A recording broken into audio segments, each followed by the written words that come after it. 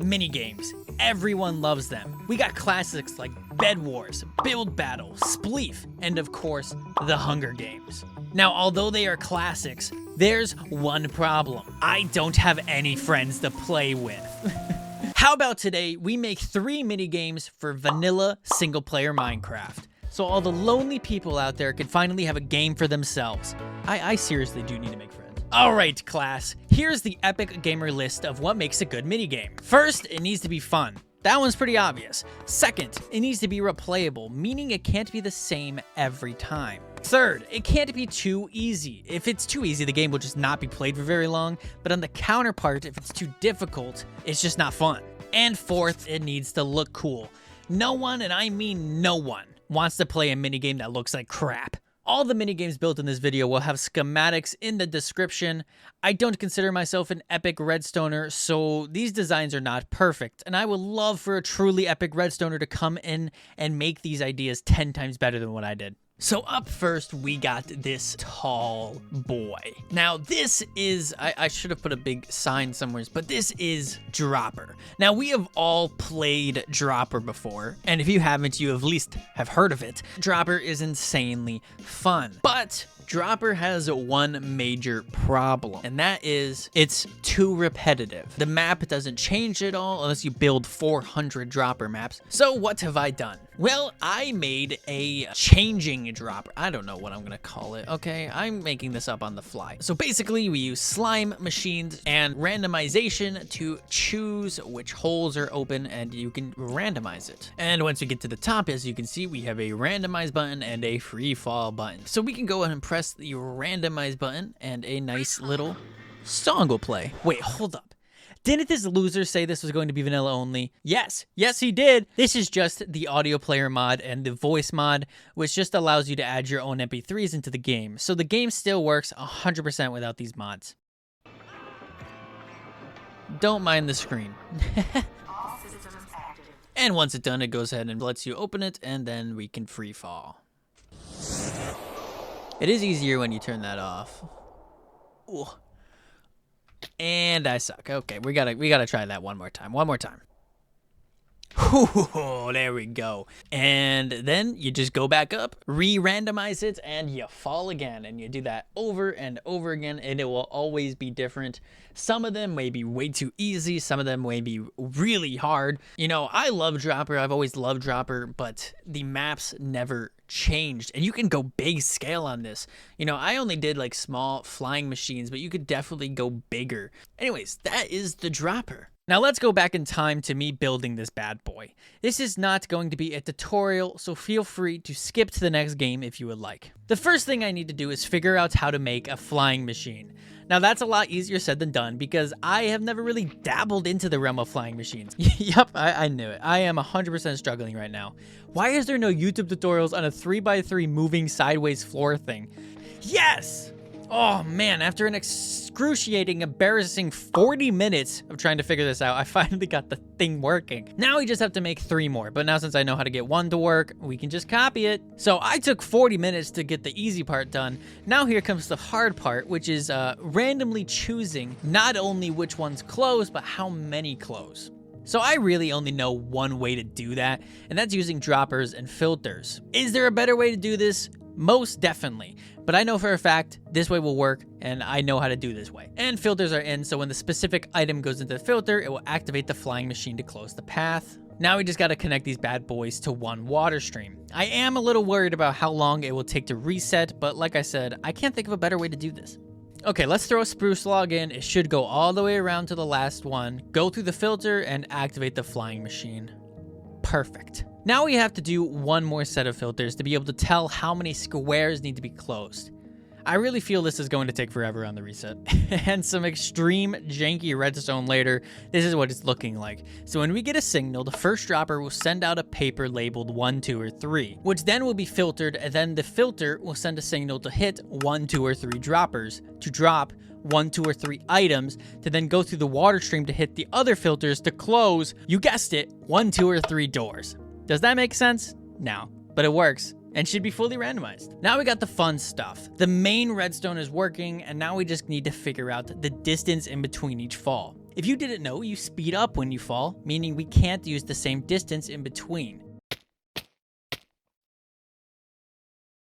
And way too many falls and way too many deaths later, I have gotten the perfect fall. So now here comes the harder part, the resetting button. We need this button to first reset all the squares to being all open, and then send the signal down to filter out which ones need to be closed. We can simply do this by using some hopper clocks. Basically what we want is to first send a signal to the reset, then activate the hopper clock, which will be perfectly timed to come back over once the reset is finished, to then send a signal down to the filters. And just like that, the bad boy is working. Now just throw on some extra spice so you can't press the button while resetting, prettify it, and we are done. The game is fully working. The only thing I didn't get to or try to figure out is, say the first filter section had the bottom right open, it would make the next impossible for the bottom right to be open. I think this would be great, but I also think it would make the reset time a lot longer. Honestly, this game is way too much fun, and it's a little addicting. I can't tell you how many times I stopped building my next minigame to play this game. Speaking of the next minigame, Bop It. Oh, I'm excited about this one. If you're from the same general time period of I was as a kid, you had one of these bad boys. Now, don't get me wrong, this is probably my weakest game I have built today. I think it's just too easy and I just did not get the general challenge enough, and I could probably play this infinitely. I do enjoy how it came out, and it is still fun to play. It is very much a mindless activity. There is 6 things that can happen for Bop It. So you know how you like bop it, squish it, no. Bop it, twist it, pull it, you know, like the classic. Obviously, there is no squishing, there is no pulling, you know, but there is 6 things that you can do for this, and the lights will turn on, and before the lights go all the way down, you need to complete that task that it says.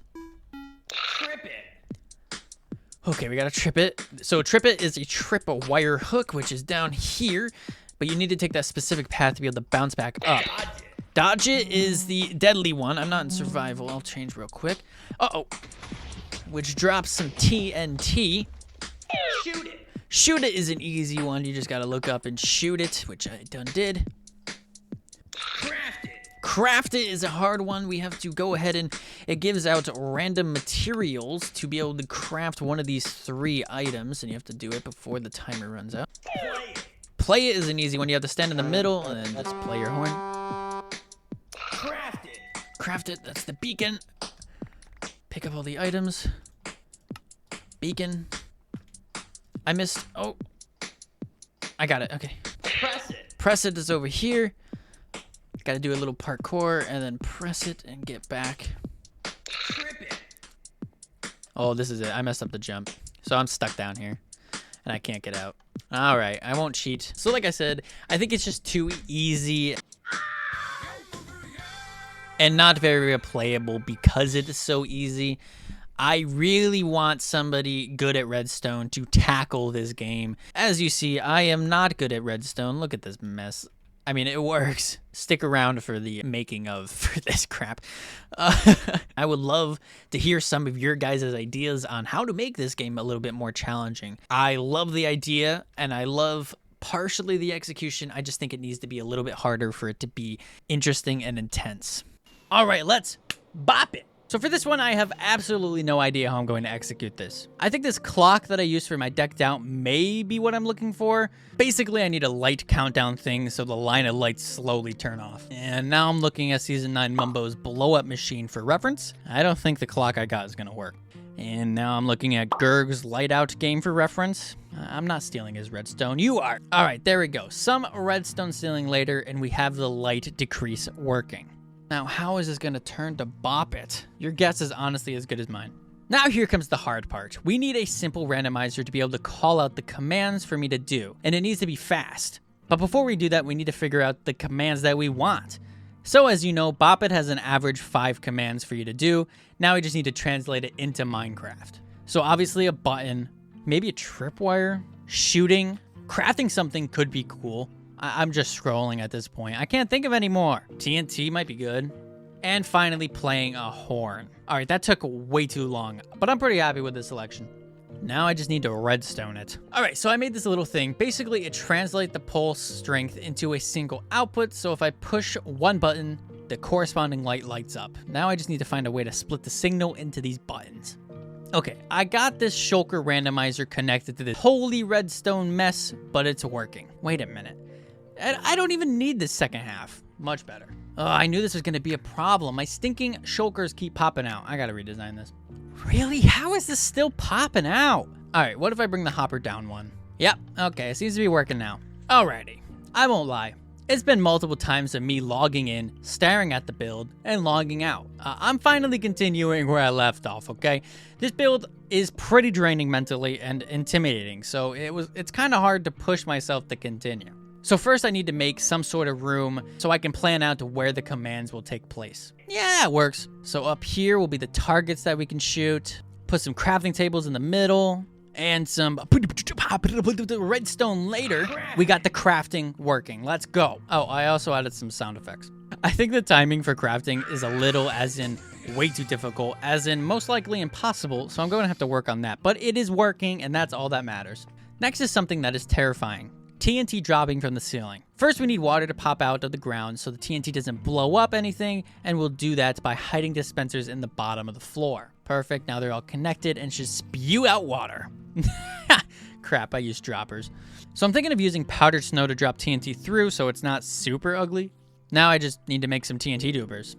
Perfect, exactly what I wanted. Well, crap. It seems to be catching the edges of other blocks instead of going straight through. Fair enough. I guess I just need to make the powder snow area bigger. It's still not big enough, okay. And after a ton more work, the redstone for the TNT is completed. Next up should be an easy one. We just have to filter out the skulk sensors to only hear when I use an item. And just like that, done. Really? Why do you insist on blowing up, TNT? Next up, we got press it, and I'm thinking of doing a little parkour offshoot over here to get to the button. Yeah, I think something like this will work. Now we just need to hook up the redstone, and perfect. I feel like I'm either getting better at this, or these are just getting easier. Oh god, I take it back. Oh, all this blue is just for the shoot it part of the game. This was not easy to squeeze in. And literally an hour of redstone later, I got it working. Man, this game is a grind to design. And last but not least, the tripwire is done. All the systems are linked up. Now I just have to balance and bug fix. How hard can that be? Why? Why do you insist on this? Why did the target not come out? Are you serious? Okay, so a while later, it's kind of done. As I spoke about in the beginning, I feel this is too easy at the moment and needs some more work. But I'm also out of patience and ideas at the moment. So if you got any banger ideas, please put them in the comments. I feel this has potential and is so close to being great. And the final game of today is Ravenger Gauntlet. Now, I designed this game after a Super Mario Party game, which I will pop up on screen. And basically, they use football players, but I used Ravengers. And this game is really difficult, but also really, really fun. And I think this is my favorite game I've made today, and this is 100% going to be built in my survival world. So like always, you go in here, sleep, put stuff away if you need to, grab some golden carrots. Now, the reason why I think I really like this game is because it's actually really difficult. Don't get me wrong, Dropper is difficult, but it doesn't feel intense difficulty. I don't know how to explain it. This one's just different. All right, let's get in there. I'm not even going to explain it. You will understand. Also, this game is easier on F5 just because it's easier to see what's going on. Oh, okay, bad start, bad start. I'm really bad at this game. Oh God, man. I need to be able to heal. No, which one? Oh, man. I don't know how this looks in video, but this is really intense for me. There is a second part to this. Oh, God, I got rammed. Like a level 2 where, oh, I'm dead here. Oh! Level 2. There it is. All right, so level 2 changes it so it's not 2 Ravengers going at the same time. Instead, it is 1 row of Ravengers going at a time, but it slowly speeds up to where it's insanely fast and basically impossible to live because you got to kill him at some point. All right, let's do this. We're going to get to level 2. Now, this is where it gets hard because one of these guys can go and you really have to look at what side they're on. Oh, my God. This could definitely be a multiplayer game as well, but it does work for single player, which is what I love. Level 2. Speed. Level 2's going now. If you can learn the sound effects of each row, you are like cheating. Oh, I'm concentrating so hard right now. No! Oh, they're going now. I don't know if you can live this. It's so fast. I need to see somebody living through this. Somebody download the schematic and show me up. Like I said, I am so happy with how this game came out. All right, I'm super excited to start building this one because I have high hopes that it's going to be super fun. So first we need to figure out the platform. Seeing that rails can't go over one another, we have to figure out a way to make this work. All right, this is the basic setup. One side of the Ravengers will go underneath, and since it's half slabs, they won't get hurt, but will still be able to hurt you because they're tall as heck. And the ones on top are just normal minecarts. Oh, I might not be able to do 3 Ravengers. Looks like they are too wide and get stuck. You might have to do only 1? I don't wanna. Aha, that will work. We just can't do the middle one. I'm perfectly okay with that. And with all the Ravengers in, this looks absolutely insane. All right, this time this clock thing will work. So what I want is 2 levels. Level 1 is just easy movements, kind of slow, but after you live for a certain amount of time, it switches to level 2, which then will slowly start speeding up, and we will do that by using this clock. But before we dive into that, I need to connect it so for one column or rail, whatever you want to call it, both sides need to activate at the same time, so that way no matter what side the Ravengers are on, they will get moved. So to make it so there is 2 levels, I will use the simple splitting technique, where it starts out by going through the first block, which has a dropper counter, and once the dropper is empty, it will activate the sticky piston, pushing the quartz block, which will then make it so the other repeater can now get through, which will turn to level 2. Now yet again, we are going to need a randomizer to figure out which Ravengers to push. For level 1, there are going to be 3 outputs. There are 6 Ravenger lines, and I want it to link so 2 Ravenger lines get activated per output. Okay, so we gotta be careful which lines we use because they can hit each other. All right, so I got the first line set up, and this is the first test. Okay, so they still got a little stuck, but if I just change the timing a little, I think it should be fine. Oh no, oh God, everything's going nuts. There we go, perfect. Okay, all the lines are set up right now, and this is like the most satisfying thing ever. So I keep running into the same problem where if the same line gets activated twice in a row, it messes up with the rails and makes it so only one set of the Ravengers bounce off the wall at the end, which I obviously don't want. Oh Lord, this might be too fast for level 1. It's easier with F5 though. Okay, I can't fix this dumb bug with the system I got. I gotta use something else. There we go, now it's working perfectly.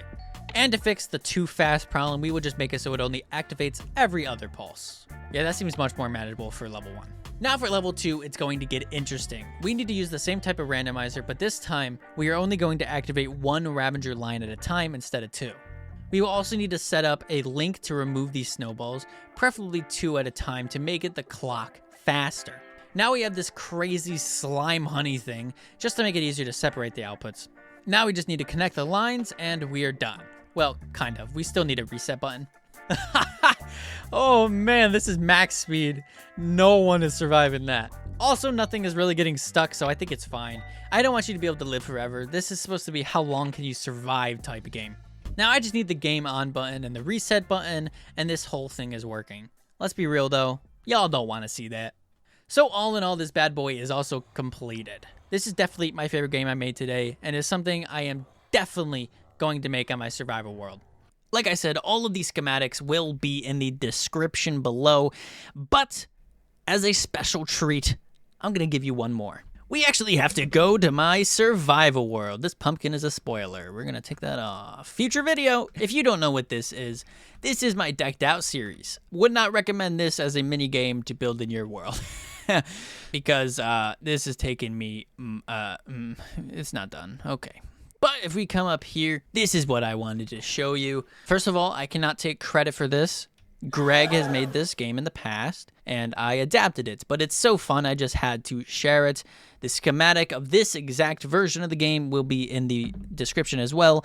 And there is no recording of me building it. So if you don't know what this is called, I forgot what it's called, but it's fine. Basically, we take the bow, we shoot it, and targets pop out, and you have to see the high score you can get. I suck at this game. Let's do it. Also, this game is insanely addicting. This is probably the most addicting game out of all of them. Bomb. Dun, dun, dun, dun. Targets? There we go. Might get a 2er on that one. Nope. Maybe get a couple on that one. Hit that one. Hit that one. Yeah, give me the points. Give me the points. There's that one up there. Oh, I got it. Maybe I can hit twice. Nice.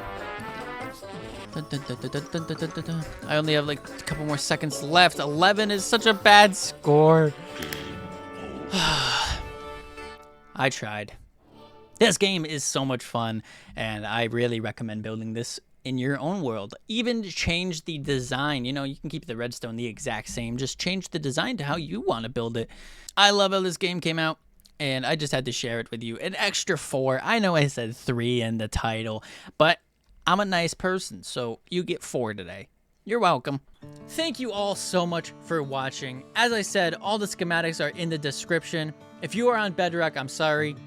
I'm also not sure if the redstone would even work on there. And like I said in the beginning, I want really good redstoners to come and show me up. Take my ideas and designs and make them 1,000 times better than what I did. Well, I think that's going to be it for me today.